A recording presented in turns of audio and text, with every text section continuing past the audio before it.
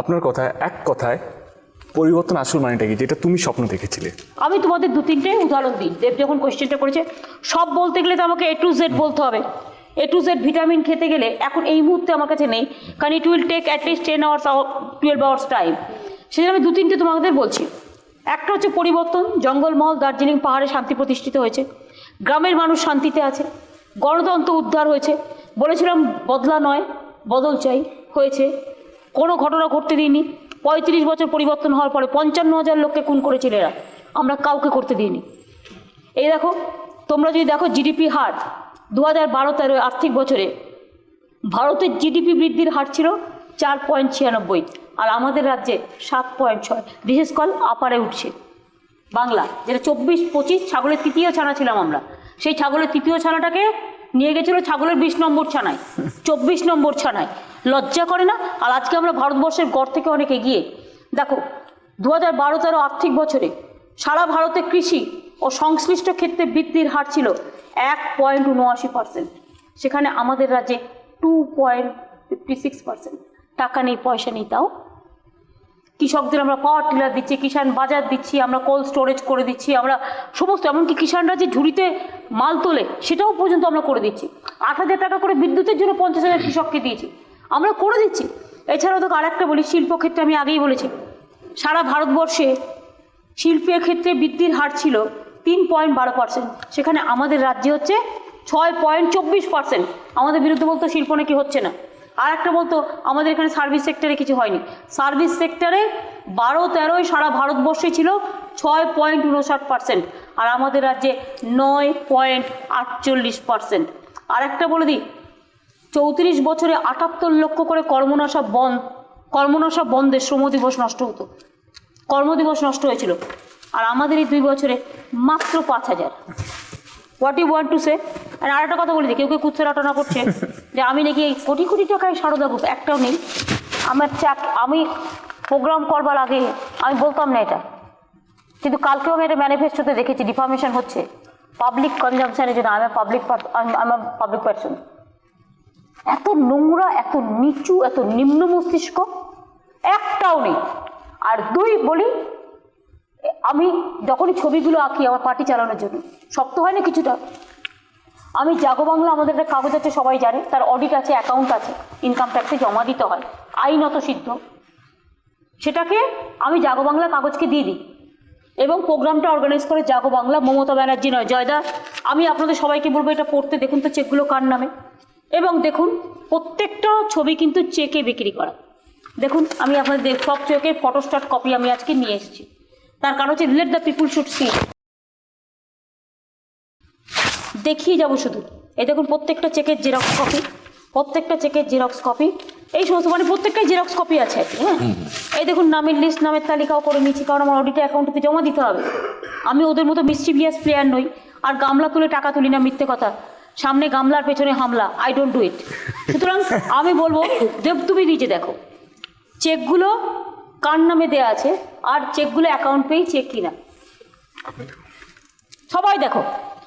এখানে যারা রয়েছে, রাজ রয়েছে, শ্রাবন্তী রয়েছে, দেব, জয়দা, নবী রয়েছে, আপনি কি কিছু জানতে চান এদের কাছ থেকে?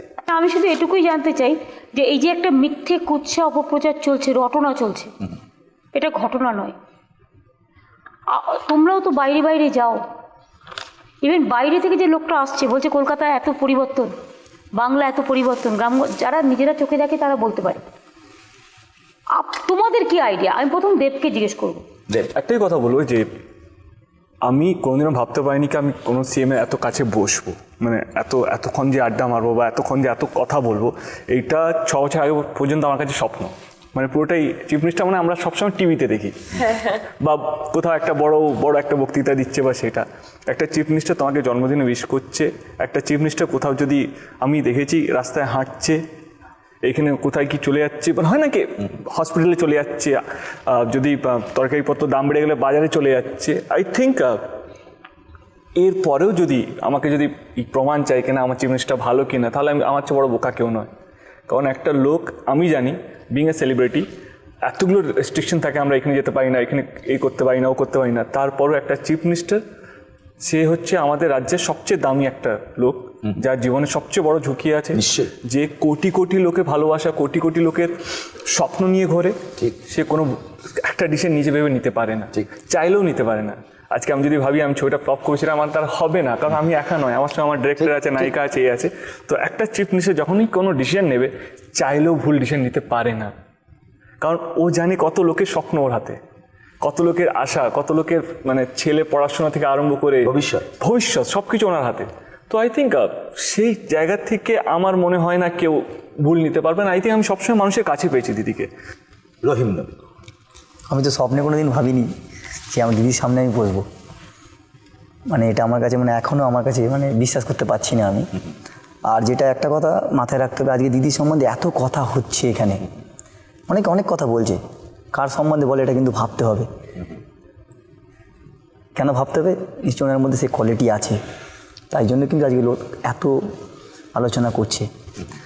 আর আজকে আমি অনেক স্টেট খেলতে গেছি, যেরকম ম্যাক্সিমাম সময় আমাদের আই লিগের জন্য এখানে ওখানে খেলতে যেতে হয়, মানে অনেক আপনি দেখবেন মাঝে মাঝে ব্লাস্টিং হচ্ছে। কলকাতা দেখাতে পারবেন? আমি যখন কোনো রাজ্যে এখন পা দিয়ে খেলতে যাই একটু ভয় হয় মনে মনে। আমি যখন কলকাতা আমার ফ্লাইট যখন ল্যান্ডিং করে তখন আমি মনে হয় আমি সেফ, নিশ্চিন্ত। ঠিক, এটাই আমার কাছে কিছু বলতে হবে না, সবাই জানে। ঠিক। দিদি কি? রাজ, আমি প্রথমে বলতে গেলে আমি খুব ইমোশনাল হয়ে পড়বো, কারণ হচ্ছে যে আমার জীবনের কিছু লোক মানে আইডল থাকে, তার মধ্যে অবশ্যই মমতা ব্যানার্জি একটা আইডল, যার স্ট্রাগলটা আমি ছোটোবেলা থেকে দেখছি। আমি খুব সাধারণ ঘর থেকে বড় হওয়া একটা ছেলে, এবং আমার মনে হয়েছিল যে এই মানুষটা যদি স্ট্রাগল করে এতগুলো মানুষের মধ্যে থেকে একজন মহিলা হয়ে যদি নিজের লক্ষ্যে পৌঁছাতে পারে বা পৌঁছানোর রাস্তায় হাঁটছে বা পৌঁছাচ্ছে, তো আমিও তো একটা ছেলে, আমি একটা সাধারণ ছেলে, এবং আমার যথেষ্ট কর্মক্ষমতা আছে এবং আমার মধ্যে শক্তি আছে, আমি কেন পারবো না? তো আমার উনি একজন আইডল, ইন্সপিরেশন। মমতা ব্যানার্জি দল নয়, তখন আমি দলকে বিশ্বাস করতাম না, আমি কোনো দলকে ভালোবাসতাম না। তো এটা খুব শীঘ্রই কেটেছে আর কি সাধারণভাবে, এবং আমি ওনাকে ব্যক্তিগতভাবে প্রচণ্ড পছন্দ করতাম, ওনাকে ফলো করতাম, ওনার এনার্জি লেভেলটাকে ফলো করতাম।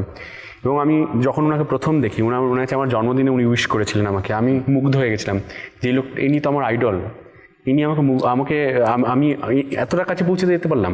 এবং আমার দিদির কাছে একটাই রিকোয়েস্ট, যে ছোটোবেলায় যখন আমরা পড়াশুনো করছি তখন আমাদের ক্লাস থেকে ইংলিশ উঠিয়ে দেওয়া হয়েছিল, শিক্ষাক্ষেত্রে আমরা অনেকটা পিছিয়ে গেছিলাম। আমার মনে হয় এখন বুঝি শিক্ষাটা কত প্রয়োজন ছিল, শিক্ষাটার কত প্রয়োজন আছে আগামী দিন। এই যে রেপ হচ্ছে চারিদিকে, এটা কোথাও শিক্ষার জন্যই হচ্ছে। এই অশিক্ষিত মানুষগুলো যারা এই কয়েকজন মানুষ, মুষ্টিমেয় কয়েকজন মানুষ সমাজটাকে নোংরা করছে, আমার মনে হয় যদি শিক্ষা এবং স্বাস্থ্য সমস্ত কিছু দিক থেকে ঠিক থাকে আমাদের বাংলা, আমরা অনেকের থেকে এগিয়ে যাব, আমাদের মানুষরা অনেক ভালো থাকবে। এবং আমার বিশ্বাস মমতা ব্যানার্জি, মানে আমি দিদি হিসাবে দেখি, আমার সিএম, আমার বিশ্বাস সেই জায়গায় নিয়ে যাবে, এটা আমি বিশ্বাস করি, এটা আমার প্রে যেন উনি নিয়ে যেতে পারেন। তার জন্য আমরা সবাই ওনার সঙ্গে আছি। আমার বিশ্বাস বাংলার প্রত্যেকটা মানুষ ওনার সঙ্গে থাকবে, কারণ ওনার প্রতি এক্সপেকটেশন মানুষের অনেক বেশি হাই।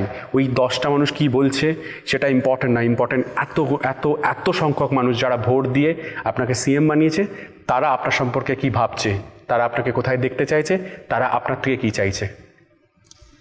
শ্রাবন্তী, সব থেকে আগে যেটা আমি বলবো, আমি একটা মেয়ে হয়ে, উনিও একজন মেয়ে, তিনি যে আজকে এই মানে পদে উন্নতি হয়েছে, সেটা আমার কাছে সব থেকে বেশি ভালো লাগছে, আর সব থেকে বেশি রেসপেক্টফুল। আর যেটা আমার যে আমার বাচ্চাও বড় হচ্ছে, তার কি ভবিষ্যৎ, তাই না? কারণ দিদির দিকেই তাকিয়ে আছে, ওদের পড়াশুনো, ওরা কিভাবে বড় হবে, সব কিছু মিলিয়ে আমরা সব থেকে বেশি যেটা আমাদের বাংলায় হয়েছে, মেয়েরা অনেক কাজ করছে। এখন পেট্রোল পাম্পেও দেখছি মেয়েরা তেল দিচ্ছে। আমি যেমন অনেক পেট্রোল পাম্পে গেছি, আমার কি ভাল লাগে সেটা আজ দিদি আসার পরই কিন্তু আমরা সেটা দেখতে পেয়েছি। এটা কিন্তু আমি সত্যি কথা বলতে গেলে আগে দেখিনি। তো সব কিছু আমার তো মনে হয় মানে ভীষণভাবে পরিবর্তন এসছে। আর আমি চাই দিদি আমাদের সঙ্গে থাকুক আর অলওয়েজ আমাদের পাশে থাকুক। জয়দা, তবে তার আগে শ্রাবন্তীর কথায় রেস্ট, সত্যি ওমেন এম্পাওয়ারমেন্ট, এটা না হলে বোধহয় কোনো সমাজ এগোতে পারে না। ঠিক বলেছে শ্রাবন্তী। জয়দা, আমি পরশু দিনই ওই শ্রাবণী থেকে অটো করে এতে আসছিলাম, উল্টোডাঙ্গা স্টেশনে আসছিলাম। তারপরে বাসের কন্ডাক্টরদের মধ্যে, ফাঁকা বাসে যখন রাত্রের দিকে উঠেছি, তখন বাসের কন্ডাক্টরদের মধ্যে কথাবার্তার মধ্যে আমি দেখতে পাই যে তারপর স্টেশনে যারা যাত্রী রয়েছে তাদের কথাবার্তার মধ্যে আমি দেখতে পাই তারা সবসময় দিদি বলে সম্বোধন করছে। ঠিক। এবং তারা একটা জিনিস মানে টেলিভিশনে তারা কি দেখছে বা খবরের কাগজে কি পড়ছে তার থেকে সেটা তাদের মধ্যে খুব বেশি প্রভাব বিস্তার করছে না। তাদের একটা ভেতরকার জোর রয়েছে, তারা যখন আলোচনা করছে নিজেদের মধ্যে কথাবার্তা বলছে, একটা খুব বিশ্বাস রয়েছে তাদের দিদির উপর। এটা আমি কিন্তু অনেক জায়গায় দেখেছি।